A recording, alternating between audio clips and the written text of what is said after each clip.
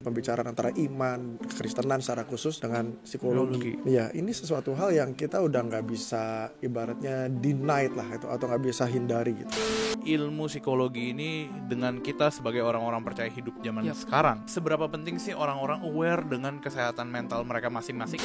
Apa yang terjadi dalam diri saya sehingga saya tuh pengen ikut kebaktian hari Minggu, mau baca Alkitab tiap hari. Apa yang membuat orang-orang ada yang bahkan pengen ikut Tuhan, bahkan melayani dan sampai di tempat-tempat tertentu yang ada risiko kehilangan nyawa. Itu kan dinamika psikologi kok. Thinking, feeling, behavior.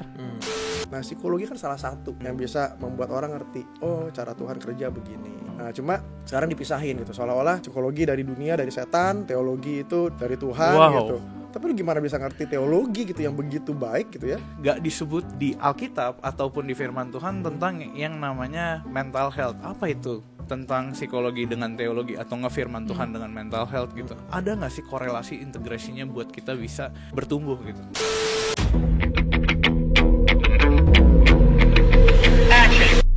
Warga Hello God, teman-teman semua, welcome to Hello God on Topic Hot bareng gue Julius. Dan teman-teman, seperti biasa hari ini kita kedatangan teman-teman spesial kita. Mereka luar biasa, mereka berdampak bagi Indonesia. Teman-teman, please welcome Ko Michael dan Kak Dedi. Thank you. Kita tepuk tangan dulu dong, Gue sengaja gak ngomong dari mana, karena bukan kemuliaan gue untuk ngomong gitu. Karena itu adalah kemuliaan dan kesempatan lu berdua untuk kasih tahu dari mana. Intinya teman-teman, hari ini bersejarah. Gila, mantap. Gila, gue excited banget. Gak pernah gue se-excited ini. So, kok boleh nggak kenalin ke teman-teman yang lagi nonton gitu. Sebenarnya kalian tuh dari mana sih? Oke, thank you. Ngomong gue kemana? Ke sini berarti ya? Ke situ boleh, ke gue boleh. Oke. Jangan ke atas. Gak bercanda. Iya, ini udah dipanggil Hello God kan? Wah, dipanggil sama God. Aduh, bukan. Untung ketemunya Julius ya. Bukan Jesus. Jangan sekarang Jesus. Jangan sekarang, boleh. Julius. Itu bagus banget. Gak boleh. Pelatarannya Julius. Iya, latarannya Julius dulu. Sekarang podcastnya udah habis, nanti baru mulai udah habis. Bahaya banget. Ya. Oke, boleh kenalin diri dulu mungkin ke teman-teman. Ya, thank you banget bro. Jadi namaku Michael, Yes. gue dari Gading Counseling. Jadi gue thank you banget, gue juga exciting banget diundang sama Hello God. Jadi kita bisa ngobrol-ngobrol macam-macam lah dengan topik nanti ya. Nah, ini rekanku, silakan mengenalkan diri sendiri. Deddy Kobusier. Oh bukan. Sorry banget. Boleh. Ya, saya Dedi dari Gading Counseling juga. Jadi setahun terakhir bersama-sama dengan Ko Michael melayani di Gading Counseling. Nah teman-teman, buat yang nggak tahu Gading Counseling apa, jangan lupa di follow gitu. Asik. Mungkin buat teman-teman gitu, sebenarnya Gading Counseling ini tuh apa sih sebenarnya? Mungkin itu boleh dielaborasi. Nah, Dedi lah, boleh. Iya. Jadi Gading Counseling sebenarnya lembaga non-profit yang untuk melayani khususnya fokusnya ke kesehatan mental. Jadi kalau di Gading Counseling tuh orang kan banyak nanya ya, kalau kami pengen akses dapat layanan kesehatan mental itu kemana? Gading Counseling salah satunya. Jadi Gading Counseling tuh walaupun ya memang kami punya beberapa ministry yang lain, tapi core-nya memang di pelayanan konseling. Pelayanan konseling kesehatan mental. Iya, benar. Udah berapa lama Gading Counseling ini? Gading Counseling itu sebenarnya masih tergolong muda. Kita berdiri itu 2020. Oh yes. Gitu kan, 2020. Jadi sampai sekarang 4 tahun, mau Februari nanti 5 tahun. Gitu, tapi gue bersyukurnya sih sampai sekarang ini orang itu makin percaya ya gitu ya, dan mau konseling gitu, dan banyak banget orang-orang. Kita selain non-profit kita non-sara. Meskipun 70-80% orang Kristen, tapi juga ada orang-orang non-Kristen tuh datang lalu bicara tentang dirinya gitu. Jadi kita 5 tahun, tapi puji Tuhan ada dampak-dampak yang spesial lah yang Tuhan kasih izinkan buat kita alami. Oh nice. Kalau kita ngomongin konseling, berarti kita ngomongin psikologi ya? Iya benar. Psikologi. Berarti Gading Counseling ini kalau kita ngomongin tentang psikologi, apakah teman-teman berarti backgroundnya seorang psikolog gitu? Nah itu mungkin harus diperjelas. Iya. Jadi kalau gua sendiri background gua S1 psikologi. Terus S2-nya gua ambil di ST Reform, jurusan konseling. Udah gitu gua ambil lagi S2 profesi. Jadi ada profesi konseling dan juga konselor dan psikolog gitu ya. Jadi gue ada di 2 itu. Nah, gue mendirikan dengan teman-teman semuanya itu backgroundnya konseling. Tapi seperti yang kalau teman-teman tahu gitu ya, di ST Reform itu banyak banget hal-hal psikologi dibahas di situ. Iya, benar. Jadi mereka punya pemahaman tentang teologi, tentang psikologi yang sangat baik, dan konselingnya itu kan major banget ya. Iya. I mean, gue di psikologi, lu juga tau lah. Oh iya, karena saya lulusan psikologi. Iya. Ini meja kaum intelek gitu. Bahaya banget. Gak boleh sombong. Iya. Kalau di psikologi kan mungkin ada 2-4 SKS lah misalnya ya. Iya. Tapi kalau di konseling itu memang majornya semua besar tentang konseling. Jadi that's why gue pilih teman-teman justru dari ST Reform karena bener-bener kental banget konselingnya, which is psikologinya, dan diintegrasiin sama teologi. Wah. That's why this is a ministry sebenarnya yang kita persembahin ya buat Tuhan dan buat sesama gitu. Terlepas apapun backgroundnya sebetulnya. Mau nambahin? Karena gue punya satu pertanyaan keren nih. Kenapa counseling? Kenapa psikologi? Kita mau masuk sedikit lebih personal gitu ya teman-teman. Kenapa psikologi? Apa yang spesial dari psikologi? Ini gue bertanya bukan mewakili diri gue doang ya. Tapi gue bertanya juga mewakili teman-teman. Apa yang spesial dari psikologi? Gitu, let's say. Apalagi kita konteksnya orang-orang percaya ya. Sekarang kan sebenarnya kita nanti akan lompat ke sana gitu tentang psikologi, teologi, dan juga kehidupan kita sebagai orang yang percaya Tuhan Yesus. Tapi sebelum kita lompat ke sana, kenapa psikologi? Apa yang spesial dari psikologi? Nah, Dedi dulu lah. Iya. 30 menit teman-teman ya. Oh bukan canda. Ya, why psikologi itu it's a nice question ya. Karena memang kalau ditanya itu bukan pilihan apa ya, hanya jurusan menurutku. Oke. Karena kalau bicara soal pilihan jurusan, aku sebenarnya bukan dari background psikologi. Jadi S1-nya S1 umum, kemudian dalam perjalanan menggumuli kayaknya callingnya lebih ke psikologi. Oke. Tapi psikologi yang kayak gimana? Nah itu aku menggumuli kayaknya konseling memang area yang aku pengen garap ke arah sana. Nah waktu itu tahun 2015, waktu mulai lihat konten-konten dari ya pendiri ST Reform, Pendeta Yakub, dan kemudian baca buku beliau, kayaknya punya hati ya, aku pengen belajar nih langsung dari beliau. Dan kenapa psikologi? Karena kebutuhannya itu ada. Kebutuhannya itu ada, dan aku sendiri pun sebenarnya dulu pernah konseling di STRI tapi via chat. Karena ada website namanya, boleh bilang nggak? Boleh dong. Konseling Kita Kristen. teman Reform Indonesia. Gila. Iya. Konselingkristen.org itu di ST Reform konseling via chat. Ada chatnya ya? Iya, benar-benar. Jadi dari situ mulai lihat kayaknya kalau pengen nolong orang dan aku juga passionate di bidang ini, pengen garap area ini. Oke. Makanya 2018 pindah banting setir. Banting setir, iya. Emang kayak kapal yang diarahin Tuhan ya. Kita nggak tahu seakan-akan kita pegang setir. Benar. Banting. Kurang lebih kayak gitu ya. Itu how psychology is so special gitu. Kalau dari lu kok gimana? Iya, kalau gue justru waktu kalau dari pengalaman pribadi nih ya, gue tuh tadinya memang ke gereja, masuk teologi. Iya. Terus gue pikir mana yang paling nyambung. Bokap gue arsitek, nyokap gue kerja di perusahaan gitu ya, ekonomi gitu ya.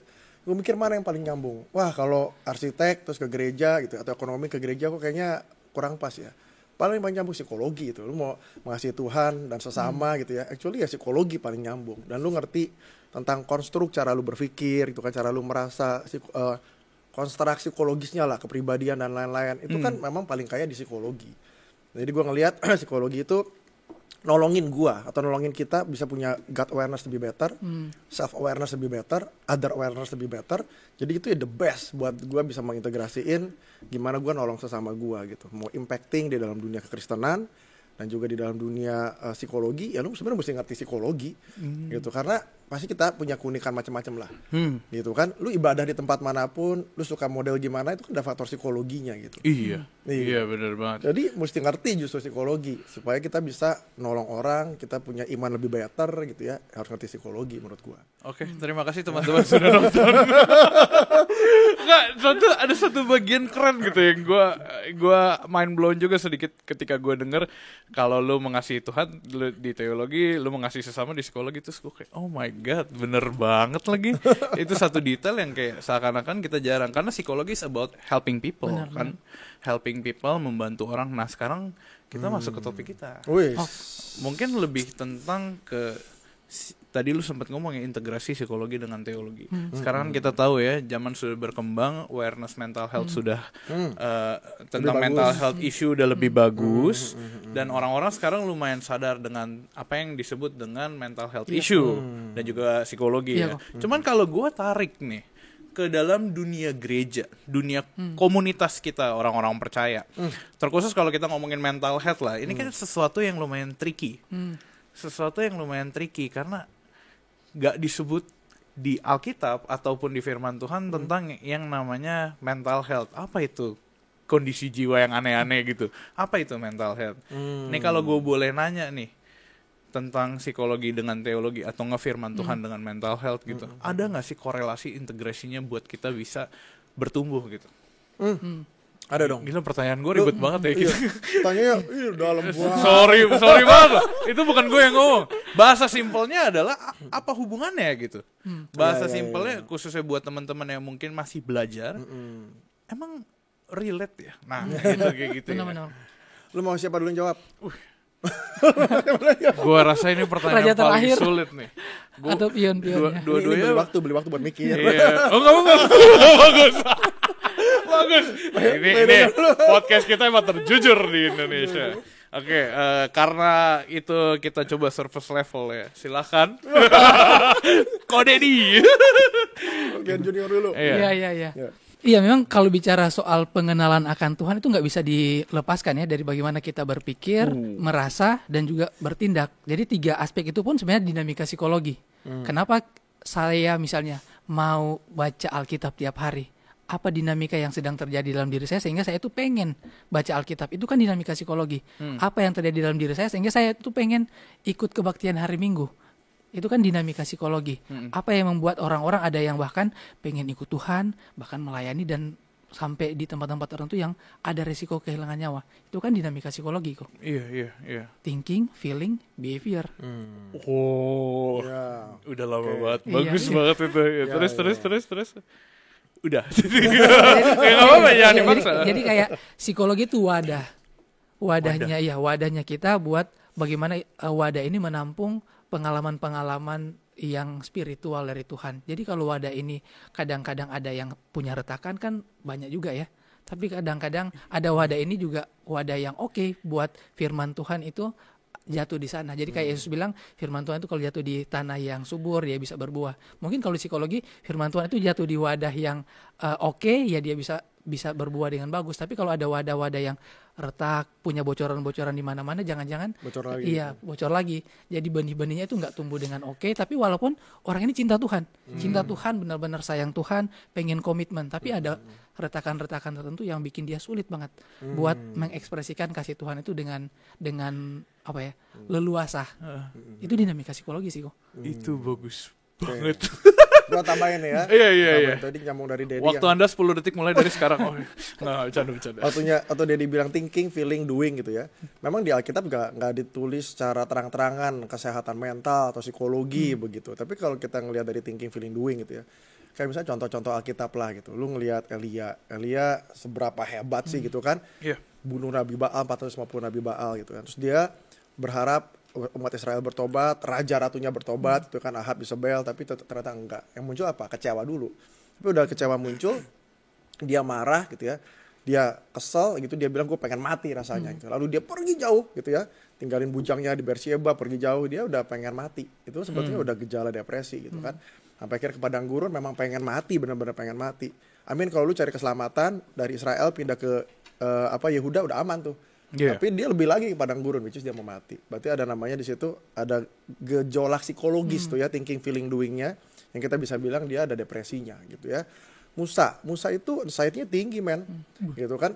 Dia coba kalau ngelihat psikologinya nih, dia lahir di keluarga Ibrani, pindah ke Mesir, dia ngerasa bukan Ibrani, bukan Mesir, dia berusaha cari secara psikologis nih ya, dia berusaha cari pengakuan dari keduanya. Tapi nggak dapat, dia bunuh orang Mesir, dia pikir orang Ibrani akan terima, and then enggak. Dia anxiety, dia pergi loh. Iya, Dia pergi gitu. Waktu Tuhan suruh dia, ayo lu balik, ya keluaran itu ya, suruh keluarin orang Israel, dia nggak mau, nggak berani tuh, anxiety-nya tinggi. Sampai Tuhan bilang sama Musa gitu, ya udah deh, lu panggil Harun jadi nabinya, lu jadi kayak Tuhannya gitu, lu ngomong. Padahal Tuhan maunya Musa yang ngomong, anxiety-nya tinggi. Tapi begitu makin dewasa, dia hitungin semua tuh ya, makin dewasa, makin bahwa orang Israel banyak, dia hitungin semua satu-satu. Sampai Yitro bilangnya lu jangan kayak gitu. Kenapa dia begitu? Perfeksionis dia, pengen tahu semua dia hitungin. Lu jangan jangan cuma hitungin lalu konselingin satu-satu, mesti dibagi beberapa puak gitu ya. Nah perfeksionis kan juga gejala orang anxiety tinggi. Iya. Ya Yunus, lu lihat Yunus dipakai Tuhan, polanya apa? Kalau nggak suka kabur, kecewa kabur, marah kabur gitu kan. Dan dia pemarah banget gitu, karakternya memang begitu. Sampai dia ditelan ikan tuh ya, dia dimuntahin di pantai Niniwe gitu. Gua rasa dia juga marah, cuman karena dia keluar dari mulut ikan aja ya, orang-orang Niniwe yang lihat bilang, lu kalau nggak bertobat Tuhan tukang balikan. Orang-orang bertobat semua tuh ya. Iya, ada orang keluar dari mulut ikan masih hidup, suruh orang bertobat, percaya semua. Tapi udah gitu masih marah lagi tuh dia. Tuhan kasih pohon jarak kan, pohon jarak gitu. Ya lu sayang sama pohon jarak, besok mati. Gimana gua nggak sayang sama orang Niniwe yang nggak bisa bedain kanan kiri. Nah gitu udah ending gitu, nggak ada dia jadi pulih gitu. Ya udah selesai. Nggak ditulis lagi Yunus. Emang tipikal karakteristiknya pemarah. Jadi masing-masing orang tuh punya psikologinya gitu. Dan Tuhan dealing kan.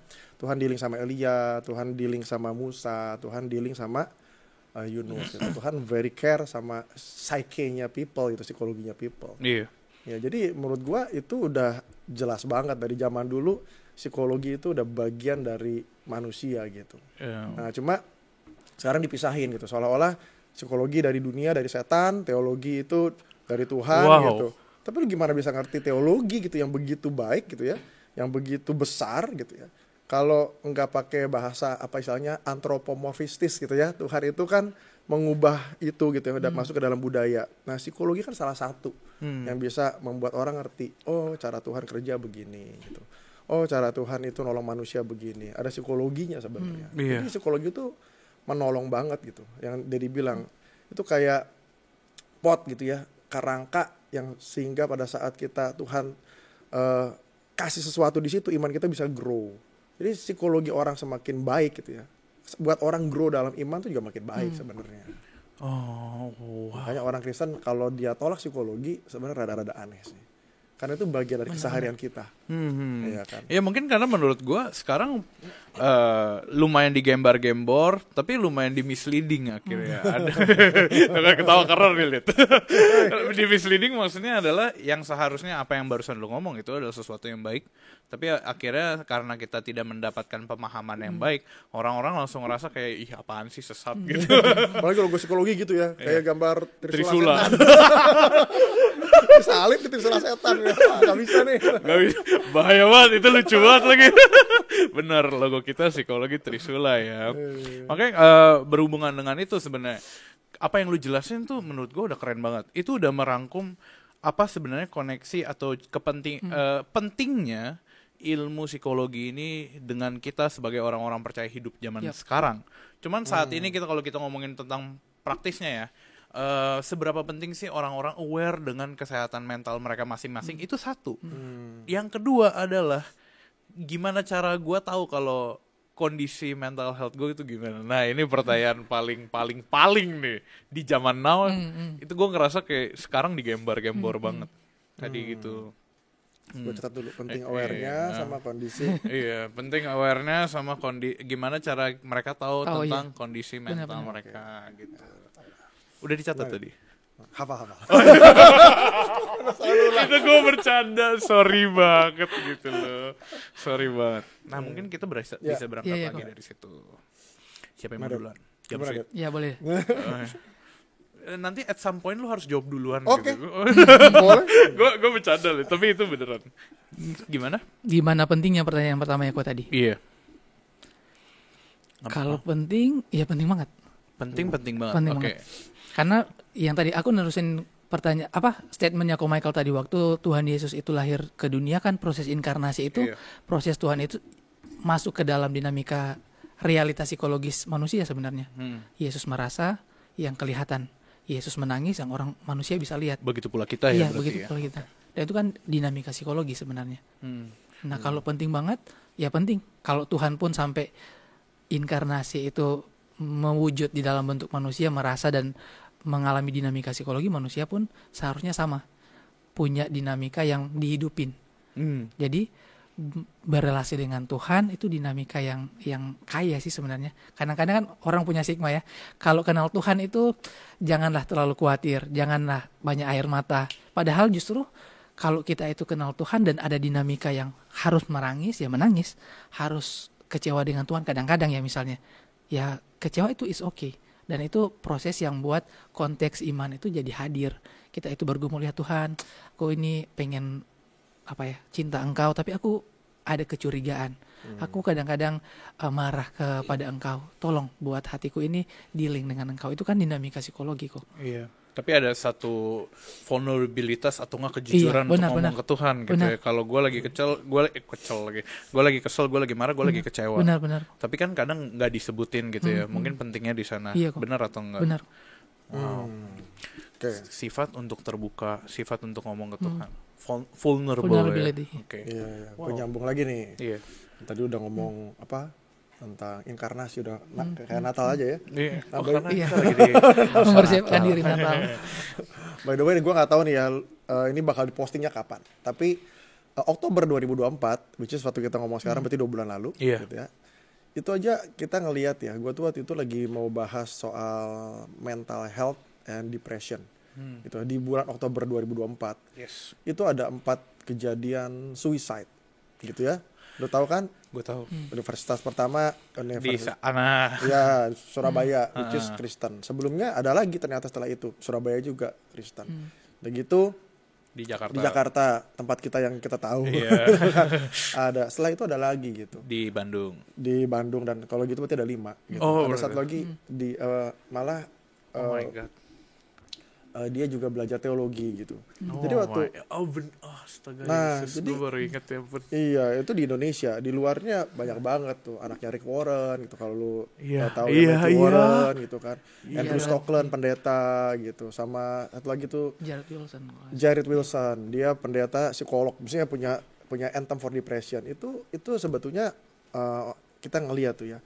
Jadi kalau tanyain pentingnya awareness itu banyak sekali anak-anak Tuhan gitu ya. Dia nggak aware gitu, atau lingkungan gereja nggak aware, sehingga situasi kondisi kayak gitu seberapa severnya orang nggak tahu. Orang cuma tahu, oh iya dia ada depresi, oh dia ada anxiety. Lu tahu nggak seberapa severnya gitu? Ada yang ringan, ada yang severe, ada yang ngomong, ini tetangga gua autis nggak pernah pakai obat, lu ngapain kayak gini mesti pakai obat gitu. Nah orang tuh nggak aware. Jadi waktu orang nggak aware gitu ya, maka ada hal-hal yang kita itu ngelihatnya orang Kristen, terus kita cuma ngomong doang, wah imannya nggak kurang tinggi, imannya nggak bagus gitu ya. Padahal kondisi mental health tuh seserius itu, sehingga orang-orang tadi yang gue sebut, termasuk nabi-nabi yang gue sebut, kok bisa ngalamin situasi kondisi itu sih. Jadi kan orang perlu aware gitu dengan apa yang terjadi dengan dirinya. Kenapa pola pikirnya berubah gitu, pola perasaannya mood low terus, dan dia nggak bingung, nggak ngerti, terus dia nggak tahu, dia cuekin, dia abaikan. Padahal itu gejala depresi yang bisa menurun misalnya. Nah itu kan orang penting untuk aware. Nah itu tadi pertanyaan kedua, gimana pengaruhnya kondisi mental. Nah kalau lu nggak aware gitu ya, lu akan membiarkan kondisi mental lu jadi berantakan gitu ya. Lu punya coffee spill di meja lu, barang-barang berantakan, dan lu nggak aware, biarinnya lama-lama kan bakal jadi rusak, busuk, sampah, toksik buat lu sendiri gitu. Nah jadi memang lu mesti tahu gitu, apalagi kalau kita juga, oh iya kita orang Kristen nih, apakah cukup dengan ke gereja doang gitu. Sorry nih yang bergereja, gue juga bergereja gitu, tapi apakah cukup lu duduk dengerin firman, and then lu dengerin satu arah, and then lu nggak bisa koneksiin tuh dengan intrapersonal lu nih, thinking, feeling, dan dunianya lu gitu. Artinya apa, lu nggak aware gitu. Apa yang lu terima, lu cuma terima doang gitu. Cuma sebuah knowledge yang setelah lu keluar gereja 5 menit tuh mikir, gue makan apa nih? Mie babi dan nasi campur di mana nih? Gitu kan. Ya udah gitu, hanya sejauh itu. Jadi awareness itu sebenarnya penting banget dan kuncinya sebenarnya. Iya. Sebenarnya pertanyaan lanjutan gue segitu. Cara misalkan ya, gue orang awam. Kalau kita ngomongin soal penyakit fisik, let's say batuk. Lu kan tahu kalau tenggorokan lu gak enak gitu kan, batuk, lu udah tahu, wah tenggorokan gue ada masalah nih. Cuma kalau kita ngomongin mental health, gimana cara kita orang-orang percaya tahu kalau mental health kita tuh lagi bermasalah gitu, bum blar gitu kan. Berarti gue duluan nih. Iya. Sorry. Soalnya lu lagi ngomong tadi udah keren banget, jadi gue tiba-tiba langsung ngelanjutin. Kalau otak gue tuh ganti-gantian, berarti gue. Iya, itu PR lah. Silahkan Anda sesepuh kita. Jadi gimana tanda taunya? Iya, tanda taunya. Let's say gue orang awam. Okay. Gue nggak tahu psikologi apaan gitu. Ya. Tapi sekarang cara gue tahu kalau ternyata kondisi kesehatan mental gue sedang tidak baik-baik saja, atau bahkan menuju tidak baik-baik saja. Ya, Itu gimana ya, cara ya. gue tahu? Ya awalnya ya biasanya ya. Awalnya tuh lu mulai ngerasa ada something yang beda nih dari cara lu mikir, cara lu atau perasaan lu gitu ya. Hanya bukan sekedar aduh gua nggak bisa tidur nih. Orang nggak bisa tidur aja nih udah gak enak feelingnya kan. Tapi ini kayak lebih konsisten gitu ya. Lu ngerasa wah kok pikiran lu ada namanya ruminasi. Ruminasi tuh overthinking, terus lu muter terus ke situ lagi muter terus. Nah itu udah ada something yang wah ada apa nih gitu. Terus udah gitu alam perasaan lu nih. Ternyata kalau lu bisa jadi kayak feel sad gitu, low mood gitu ya, melankolis yang sebelumnya enggak, kayak lu happy banget, tapi terus lu semangat banget tiba-tiba kok gue berubah ya. Nah, orang notice lu berubah. Berarti udah ada something yang dua hal nih yang lu perlu aware. Yang ketiga fungsi hidup tuh terganggu. Jadi kalau fungsi hidup terganggu itu udah sebenarnya tanda yang wah nih lu udah benar-benar perlu cari konselor, psikolog gitu ya, psikiater bahkan gitu. Kalau sampai fungsi hidup lu terganggu, lu udah nggak bisa bangun ya. Ada klien gue yang bangun tidur tuh nggak mau mandi, nggak mau kerja, nggak mau ke gereja, cuma tengkurap gini pegangan, terus dia nggak ngerti kenapa. Nah itu kan berarti fungsi hidupnya terganggu. Nah itu sebetulnya udah cukup severe. Nah, jadi kalau dari awal aja udah ngerasa nih, biasanya orang akan ngomong ke teman yang dia percaya. Itu makin lama makin gak enak, dia mulai cari tahu ada apa, dia biasa cek. Ternyata dokter bilang, lu sehat nih, lu gak kenapa-napa, lu ke psikolog gih. Nah itu psikolog lah segera. Nah begitu fungsi hidup lu terganggu, wah itu sebetulnya lu udah perlu bantuan klinis kan kayak gitu. Jadi sebenarnya tubuh kita tuh bisa ngerasain gitu. Dan pikiran perasaan kita juga ada perubahan-perubahan yang kita bisa rasain. Iya. Mungkin kadang kita aja yang nggak ya udahlah paling kayak gue cuma lagi capek aja gitu-gitu, tapi lama-lama numpuk lagi ya kayak tadi lu bilang meja sama gue. Kalau gue pakai bahasa zaman sekarang ya, kalau ditanya lu lagi kenapa-napa nggak, kok lu tiduran terus, enggak gue lagi mager aja gitu. Itu kira-kira bisa diaplikasiin nggak tentang gue lagi tidak baik-baik saja gitu. Jadi gue butuh mageran seharian gitu. Itu bisa nggak tuh? Lu mager 1-2 hari gak apa-apa lah, tapi lu mager 6 bulan gue gak nyangka ternyata levelnya magernya 6 bulan. Oke, 6 bulan. Gue hampir mau jadi itu alasan buat gue, ternyata gagal ya. Oke, jawaban lu juga harus keren deh. Coba. Mungkin frekuensi dan intensity sih kok. Kalau misalnya frekuensinya perubahan-perubahan yang Michael bilang tadi itu kelihatan jelas. Tiap hari pagi siang malam perubahannya berbeda dibanding yang sebelum-sebelumnya. Kok aku ngalamin ini makin sering. Terus kemudian intensitasnya kuat banget. Bukan karena stres ya. Karena kalau ada pengalaman stres kan orang bisa kepikiran, kadang-kadang bisa low mood juga. Tapi kalau perubahan itu intensitasnya kuat banget. Dan itu efeknya ke yang tadi Michael bilang perubahan fungsi hidup. Itu kan juga jadi sign. Walaupun ini jadi tricky. Karena kadang-kadang bagi sebagian orang itu anggap perubahan itu biasa aja. Kayak stres-stres yang biasa aja. Dan orang lain dari luar lihat kok berubah banget orang ini misalnya. Itu kan jadi tricky di situ. Kalau ada orang yang punya kenalan misalnya yang profesional, dia bisa bilang kayaknya kamu ini perlu deh konsul atau ngobrol-ngobrol aja dulu dengan psikolog misalnya. Dia bisa ada awareness buat pergi. Tapi kalau enggak, ya dia akan diam dengan kondisi kayak gitu terus. Jadi mageran tuh bukan kondisi mental health yang tidak baik-baik saja ya. Gak selalu ya. Sesekali boleh lah. Sesekali gitu. Boleh. Iya, gue ngerti banget. 2 hari gitu. Gue ngerti banget Yesus saja pengen mageran, gitu. Pengen tiduran aja, nggak pengen ngapa-ngapain. Sehari 2 hari 3 hari maksimal gitu. Udah habis itu aktivitas kalo lagi. 1 hari Hello God 10 episode kan lu besok kayak belum nyampe episode 10 gue meninggal gitu. Canda. Coba kita balik ke tadi lu sempat ngomong ada satu hal yang sangat menarik gitu tentang gereja yang menjadi tempat yang aman gitu. Nah sebenarnya kalau kita ngomongin zaman sekarang ya, gue sering banget, ya ampun Yesus, nggak boleh. Gue sering banget dengar kalau misalkan orang pendeta atau orang-orang sering ceritain kalau lu datang ke gereja dengan rasa yang mood tidak baik-baik saja atau gue ngerasa butuh pertolongan, adalah reply yang seperti ini.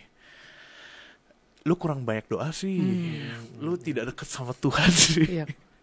Akhirnya orang-orang mencap gereja bukan tempat yang aman. Kalau kita ngomongin tempat yang aman gitu, gimana sih saat ini komunitas Kristen khususnya kita ya generasi kita gitu menjadikan gereja tempat yang aman untuk bergumul di dalam kondisi kesehatan mental kita. Gue pengen jawab duluan nih. Ini yang bikin gue tuh passionate gitu ya, dan berdoa nih gue diundang lu ke Hello God tuh ya, karena gue pengen ngomong sama gereja gitu.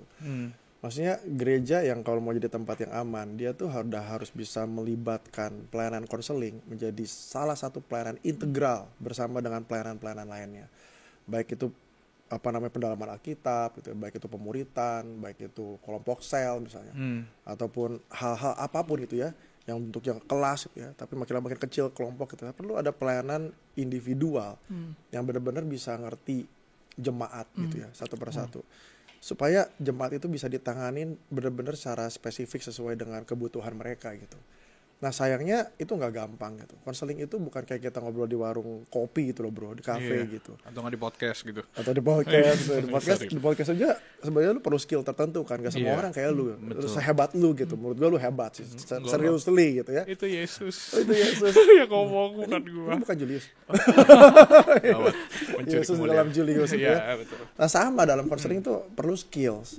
Jadi nggak semua orang itu bisa punya skills ngerti ya. Gimana sih dealing, kan masalah di gereja juga banyak. Lu dealing dengan LGBTQI plus segala macam. Iya benar. Terus gitu lu ada orang yang kena narkoba gitu, ada orang yang kena pelecehan, ada orang yang punya trauma masa lalu, KDRT gitu ya, dealing dengan seksual dan macam-macam, itu banyak banget itu. Dan seringkali hamba Tuhan tuh udah terpreoccupied dengan segala macam hal-hal lain gitu. Nah lu perlu ada support system. Nah makanya gereja itu juga bisa kerja sama konseling center. Supaya apa? Supaya gereja itu juga kalau ngerti nih ada situasi kondisi mental health tertentu gitu. Nggak cuma, oh lu punya problem, udah lu doa aja. Oh lu ternyata gay ya, lu jangan pelayanan deh gitu ya. Gitu yang satu lagi, gay diem-diem aja.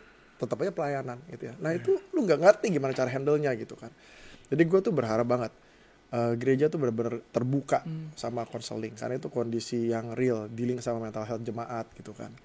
Dan bukan cuma doa aja gitu. Maksudnya don't get me wrong ya, doa itu sangat penting gitu. Orang bahkan ya klien-klien yang bergumul dengan kesehatan jiwanya, terus dia bisa ingat gue mesti berdoa gitu ya. Itu dia udah mulai detach dari problem mentalnya, and then tahu ada sumber yang kuat nolong dia gitu ya. Ada God awareness namanya. Itu menolong dia punya self awareness lebih baik. Dan self awareness yang lebih baik nolong dia punya God awareness lebih baik. Dan akhirnya bisa punya other awareness lebih baik gitu ya. Nah itu kan harus dibangun tuh. Dan bukan hanya dengerin satu firman yang seolah-olah apa yang diomongin semuanya nangkep persis sama. Ya enggak gitu kan. Tapi harus ada sesuatu hal yang diperhatiin secara detail gitu. Secara mendalam. Iya, selain pertumbuhan spiritual, which is kalau kita beribadah ya di dalam komunitas kita dengan teman-teman kita, ada diri sendiri, hati kita yang memang perlu diwaspadai, dan itu sebenarnya tanggung jawab, bener nggak? Kalau itu tadi kan kita ngomongin gereja, kita ngomongin ke orangnya personalnya gitu, tanggung jawab kita untuk juga aware kalau kita apakah kita sedang baik-baik saja atau tidak baik-baik saja, dan keduanya it's fine. Kalau lo baik-baik saja, then it's good gitu. Lo bisa hidup, lu bisa produktif dan sebagainya. Tapi kalau lu sedang tidak baik-baik saja, sebuah tugas lu untuk lu memperbaiki itu. Benar atau enggak? Tugas lu adalah untuk lu aware itu, seek for help. Jangan cuman sendiri gitu. Kalau nah, makanya gereja jadi support system dong.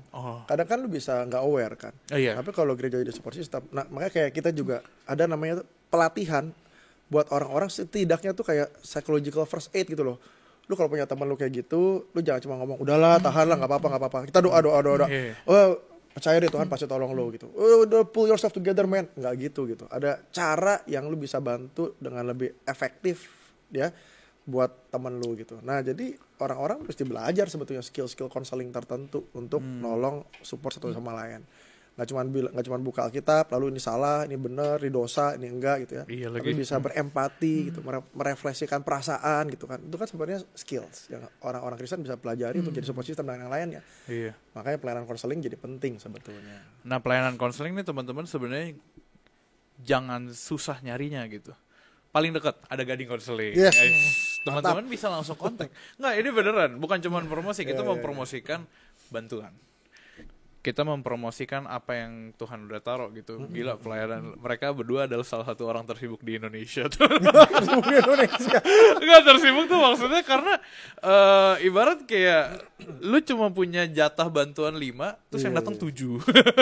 Gitu, yang datang 8. Karena ada begitu banyak orang-orang yang kayak tahu-tahu butuh bantuan, butuh datang. Nah, teman-teman bisa membantu mereka juga di mana? Gak boleh gue yang sebut. Gak boleh gue yang sebut di mana? Silahkan. Di Gading Counseling. Gading Counseling. Iya, di Gading Counseling itu salah satunya. Sebenarnya banyak yang lain. Jadi Benar, ada banyak yang kita lain. tuh selalu berpartner ya. Jadi ada Gading Counseling itu di Iya. Kelapa Gading, lu ada bisa ke Live Spring di Tanjung Duren, lu bisa ke Iya. di Pluit itu ada Perhati gitu ya. Di Green Lake itu ada I Care gitu ya. Terus di mana lagi ya? Karawaci Aplikasi ada. ada. Karawaci ada Hope gitu. Pak aku megang Oh, harus iya, sebut iya. itu. Iya, harus disebut. Nah, Nggak itu apa. banyak, jadi sekarang udah mulai banyak itu, dan semuanya itu bisa gue bilang itu pelayan Tuhan yang benar-benar peduli, seriously ditaruh hatinya buat melayani jemaat, itu melayani orang-orang. Jadi banyak sebenarnya. Nah, lo orang kebetulan karena kita di Gading Counseling gitu, lo orang bisa kontak Gading Counseling online dan onsite, ya kita akan support. Kalau ternyata kita juga sampai kliennya banyak banget, kita juga punya teman-teman yang ini bantuin gitu ya, kita bisa gitu. Jadi ya gue senang banget lah gitu kalau orang benar-benar bisa membuka dirinya, gereja Iya. bisa membuka dirinya dengan counseling. Iya, karena everyone needs all the help they can get gitu ya. Iya. Apalagi bantuan tentang mental health. Ya ampun Tuhan. Ya, betul. pernah nggak? Kita coba out of topic dikit ya. Pernah nggak lo ketemu klien gitu? Let's say kliennya ini lagi bergumul dengan gereja. Pernah nggak ada yang menurut lo gara-gara lu datang, lu counseling, lu bantu, mereka jadi kenal Tuhan lebih dalam gitu? Oh, ada banget men. Waduh, gawat.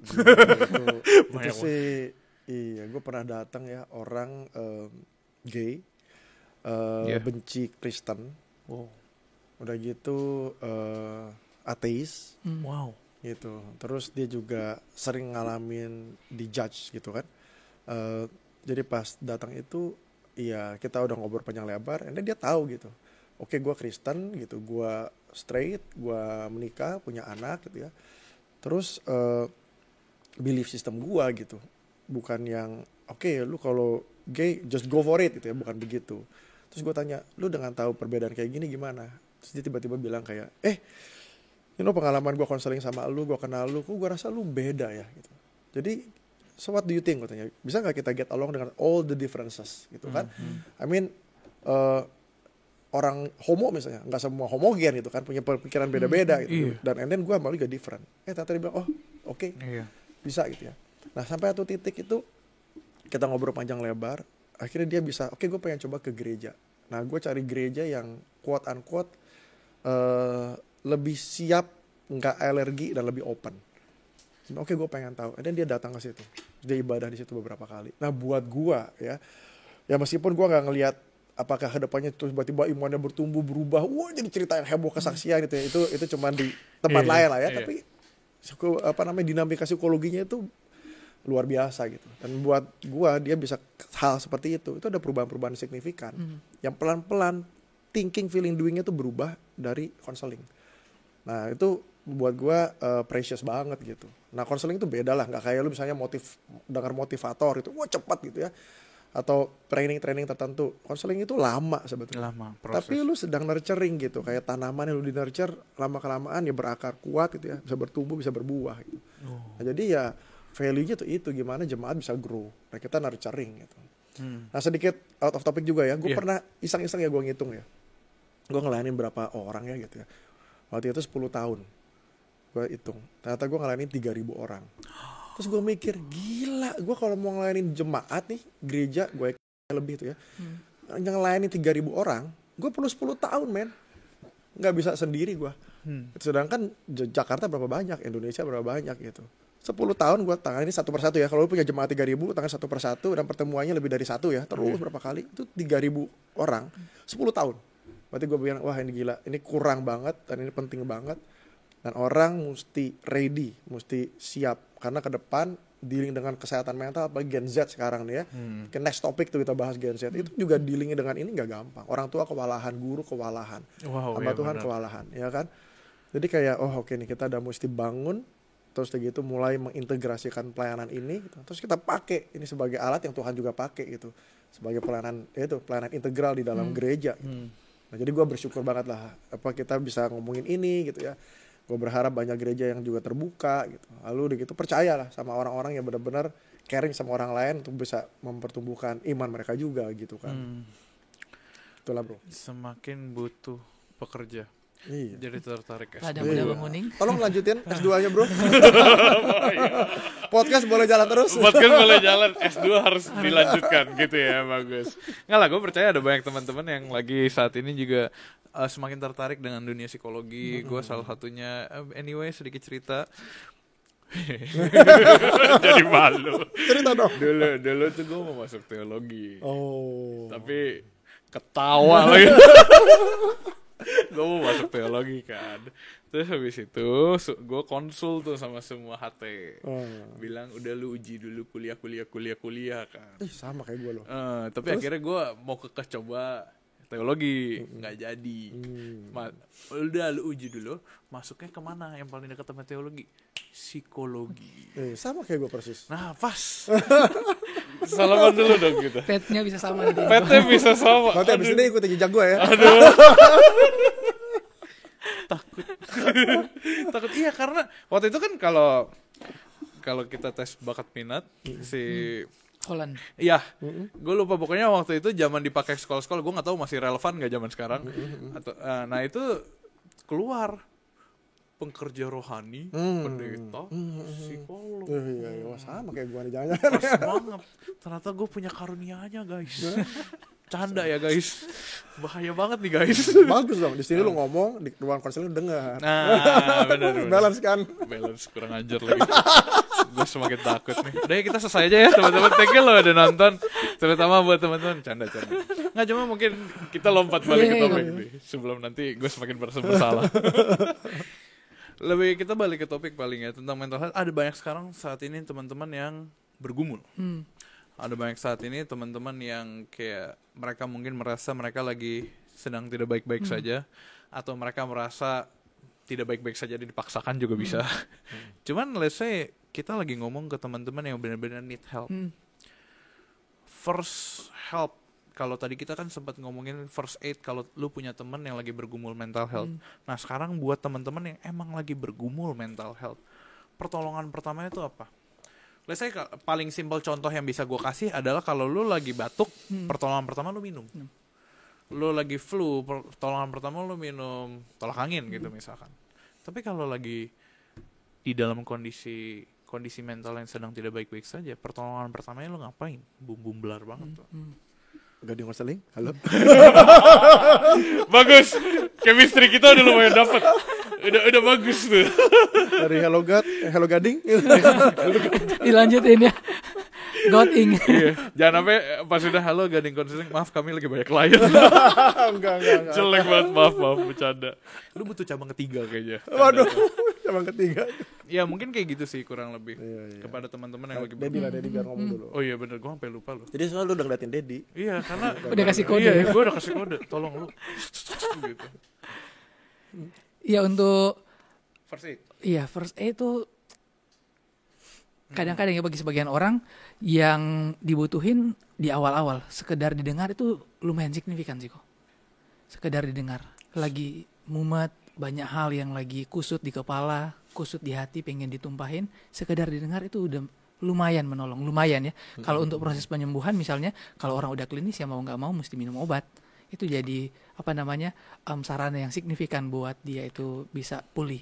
Tapi kalau di kondisi 911 sekedar didengar tuh lumayan efektif. Aku pernah baca buku psikologi waktu itu, buku konseling, di cover awalnya tuh dia tulis kutipannya Paul Tillich, dia tulis gini, love is listening. Jadi aku langsung mikir, iya ya, yang Tuhan itu kerjain ke manusia banyak hal nggak sesimpel satu aspek aja, tapi banyak hal itu kelihatannya listen itu signifikan. Yang Yesus lakukan ke murid-murid orang berdosa, Yesus itu listen buat orang-orang dengan pergumulannya, dengan ketakutannya, our deepest cry, Tuhan dengerin tuh. Sekedar didengar aja itu udah signifikan menolong. Wow. Gua punya story itu ya. Iya. Anak gua ya umur 14 tahun, anak kedua gua. Tuh saat tuh gua liatin dia telepon. Bingung gua karena pada umumnya gitu anak zaman sekarang kan begini kan. Iya. Kok telepon ngomong panjang lebar, udah selesai dia tutup.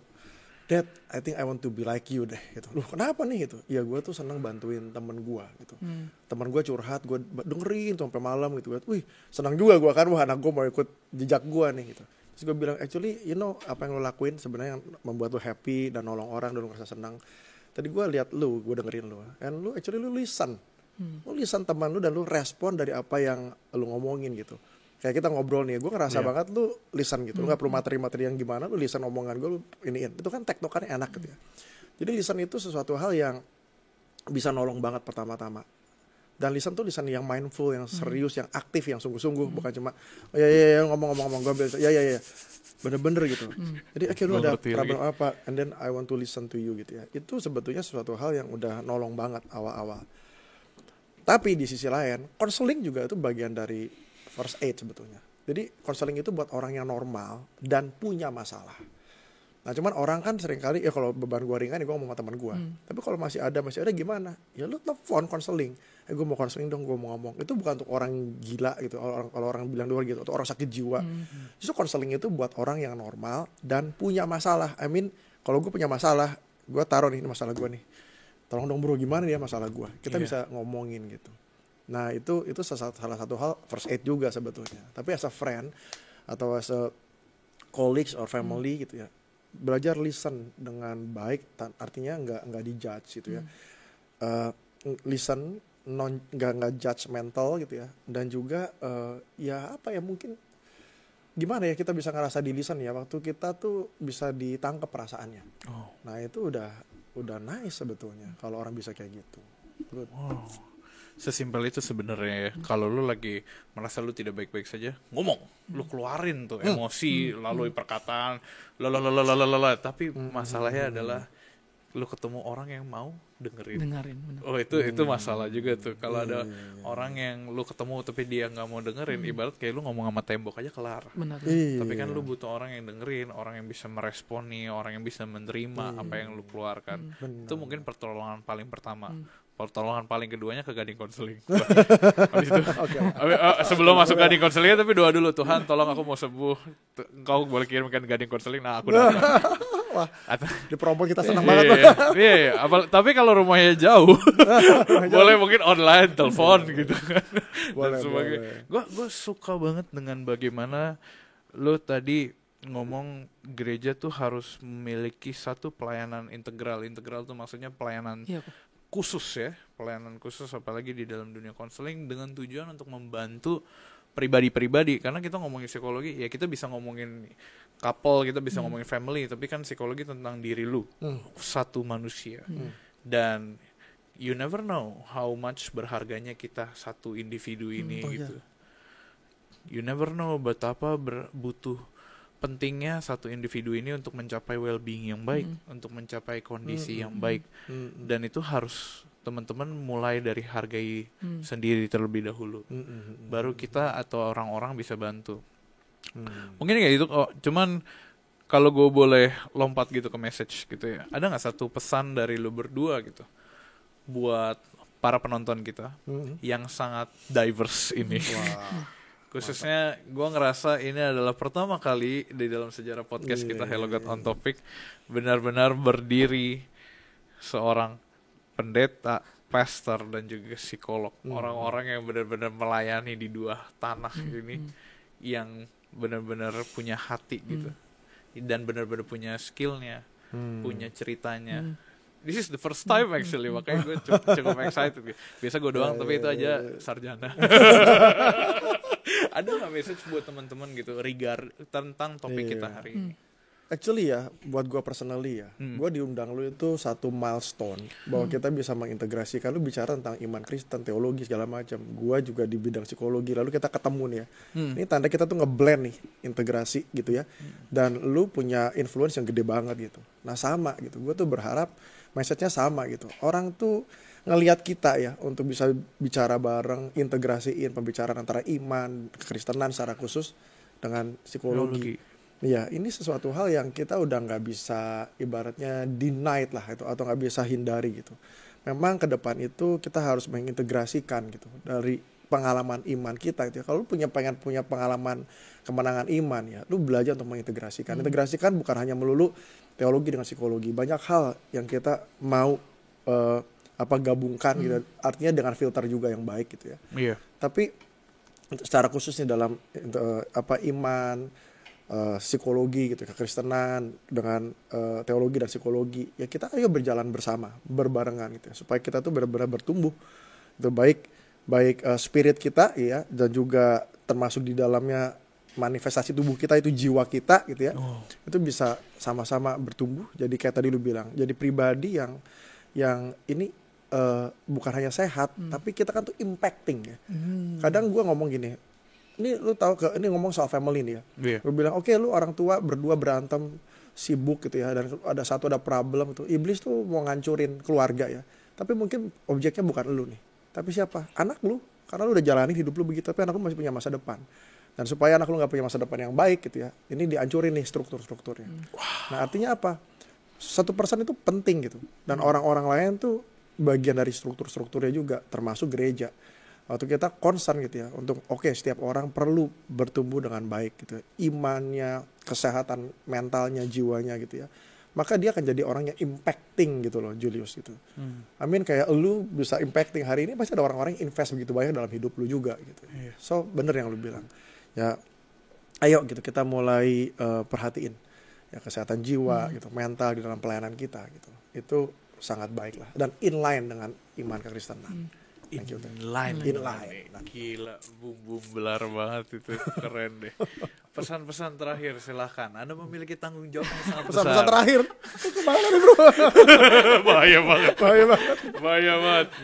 Takut banget gue. Ya kalau dari aku mungkin ke teman-teman yang seek help ya. Jadi kadang-kadang stigma itu jadi sesuatu yang sulit banget buat mereka itu. Iya. Harus pikul di tengah-tengah kondisi yang di dalam diri itu banyak konflik, lagi banyak tekanan. Dan aku waktu tahun lalu ya lagi nonton salah satu film kali tentang biografi seorang psikiatris.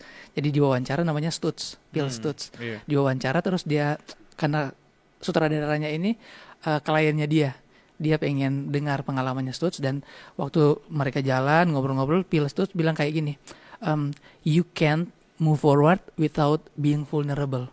Jadi aku dengar ini, oh iya ya, kadang-kadang buat kita yang lagi seek for help jadi vulnerable itu it's okay, orang lihat nggak apa-apa. Tetangga mungkin bilang ya dia pergi ke psikolog, ya dia ke psikiater, tapi kita benar-benar butuh, ngapain mesti dengar misalnya, nggak apa-apa, nggak usah sungkan, cari profesional supaya proses itu bisa jalan, dan banyak aspek dalam hidup itu bisa tumbuh subur lagi, yang udah mulai layu tumbuh dan akhirnya bisa berbuah. Nice. Kalau tumbuh aja udah susah, ngapain mikirin jauh-jauh mesti berbuah. Tumbuh aja udah cukup. Wow, keren banget. Gue dari mangkok lu yang retak gitu sampai ke tumbuh dan berbuah tuh, karena istilah pertamanya kan tadi mangkok retak, dan itu menurut gue semua tuh keren gitu di pikiran gue, kayak gue ngegambarin, dan gue berharap teman-teman yang nonton juga mendapat sama seperti yang gue dapat. Cuma masalahnya trikinya kita di sini adalah kita cuma punya waktu yang sangat singkat untuk membahas sesuatu yang sangat luas. Iya, benar. Teman-teman, kita sudah membicarakan apa yang bisa kita ngomongin. Buat lanjutannya jangan berhenti di episode ini pastinya. Buat lanjutannya teman-teman sekali lagi bisa mungkin kontak pribadi Ko Michael dan juga Kak Dedi gitu. Bukan Dedi Kobuzier ya, Dedi C. Dedi Gading Konseling gitu. Nah, itu untuk sama-sama, atau enggak cari teman-teman orang yang bisa membantu.